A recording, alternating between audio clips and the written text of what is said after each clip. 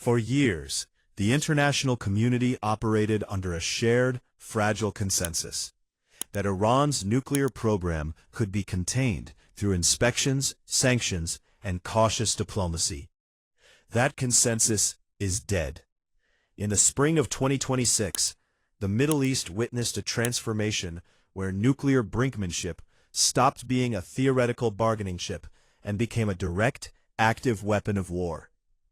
When Iran strikes at the perimeter of Israel's Dimona nuclear facility, the very heart of its strategic deterrent, it isn't just a tactical move. It is a fundamental collapse of the rules of the game that once kept the Middle East from the precipice. If the most sensitive sites on Earth are now legitimate targets for conventional missile strikes, what does that say about the future of global non-proliferation? To understand why this is happening, we have to look at the big picture of nuclear strategy. In the past, nuclear programs were don't-touch zones. Even during intense proxy wars, both sides avoided striking nuclear-related infrastructure because they understood the terrifying, uncontrollable consequences of a radiological release. This implicit red line was the glue that kept regional conflict from spiraling into total war. But the events of 2026, the repeated exchange of strikes between Natanz and Dimona, have shattered that boundary. The system now functions on a logic of escalation dominance, where every move is met with a symmetric and increasingly dangerous countermove. The path to this moment was paved by the breakdown of indirect talks and the exhaustion of diplomatic levers. After the 2025 strikes against its enrichment sites, Iran faced an existential dilemma.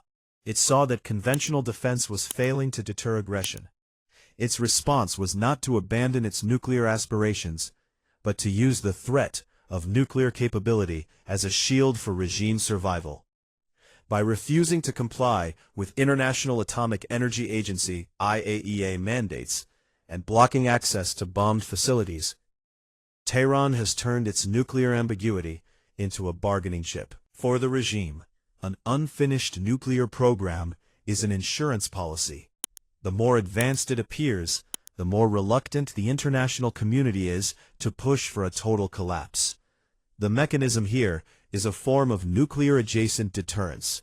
Iran isn't necessarily trying to test a bomb, a move that would trigger an immediate, massive conventional response. Instead, it is playing a game of nuclear latency. By keeping the potential for enrichment alive while systematically attacking Israel's ability to operate its own nuclear-adjacent sites, Iran has successfully redistributed vulnerability. It has effectively forced the United States and Israel to negotiate with a party that they are simultaneously bombing. This creates a feedback loop. Every strike on an Iranian facility makes the regime more desperate to solidify its nuclear insurance, which in turn makes the U.S. and Israel more determined to strike again. The consequences of this are devastating for global markets and regional stability. We have entered a high-stakes environment where the Strait of Hormuz, the artery for roughly 20% of the world's oil, is frequently teetering on the edge of a forced closure. For governments, the cost is the total loss of predictability. For corporations, the region is becoming a no-go zone, with insurance premiums for shipping skyrocketing, and for the ordinary person, the outcome is a persistent underlying inflation risk, as the fear of a total energy cutoff keeps commodity prices unmoored from supply and demand fundamentals. A common misunderstanding is that this is a purely military conflict. Many observers focus on the missile trajectory or the blast radius, but they ignore the economic architecture beneath it. Most people overlook the fact that for the current leadership in Tehran, the pursuit of the bomb is more valuable than the bomb itself. Once a country actually tests a nuclear weapon, it loses its ambiguity and becomes an immediate, primary target for total isolation or decapitation. Iran's current strategy is to hover just inches away from the finish line, using the fear of its progress to force Washington to the table, while utilizing third-party mediators like Oman and Pakistan to facilitate the terms of their survival. This diplomatic dimension has become as critical as the military one. As of May 2026, We are seeing a strange duality. While missiles trade fire, envoys are actively exchanging drafts of peace proposals in Islamabad and Tehran. The current U.S. proposal, currently being reviewed by Tehran, represents a final stage negotiation.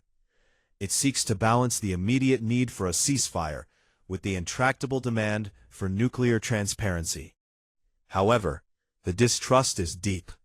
With IAEA inspections largely absent for nearly a year, and Iran actively fortifying its remaining facilities at Isfahan, the insurance policy Iran holds has never been more robust or more dangerous. What happens next rests on whether diplomacy can outpace the momentum of military strikes. In the first scenario, a breakthrough is achieved via Pakistani and Omani mediation, leading to a long-term freeze of nuclear activities in exchange for a phased lifting of sanctions and a reopening of the Strait of Hormuz. This requires significant, painful concessions from both sides that are currently politically toxic in Washington and Tehran. In the second scenario, the status quo of nuclear-adjacent strikes continues, gradually eroding the remaining safety protocols until an accident or a deliberate strike triggers a catastrophic radiological event. We must also account for the rebuild speed.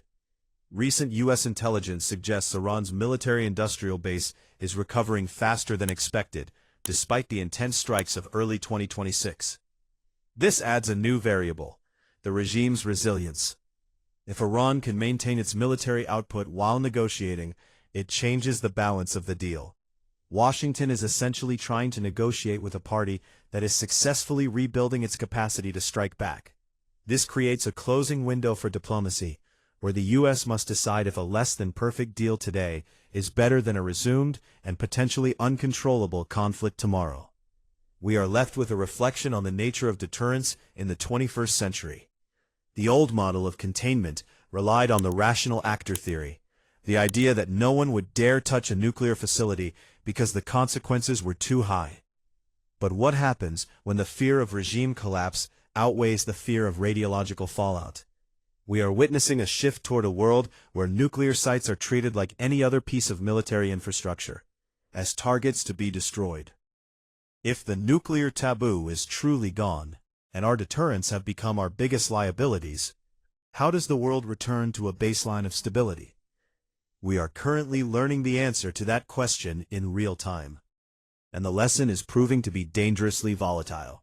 Are we prepared for the reality that the invisible nuclear threshold has been replaced by the visible fire of conventional war? This report provides a clear look at the dangerous precedents set by strikes near sensitive nuclear infrastructure, and the immediate human cost of the escalating missile exchanges in the region.